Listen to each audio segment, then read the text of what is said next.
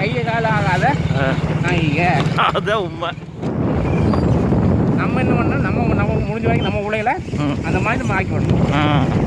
நம்ம செய்யாட்டியும் நம்ம மக்களாக நல்லா இருக்கும்.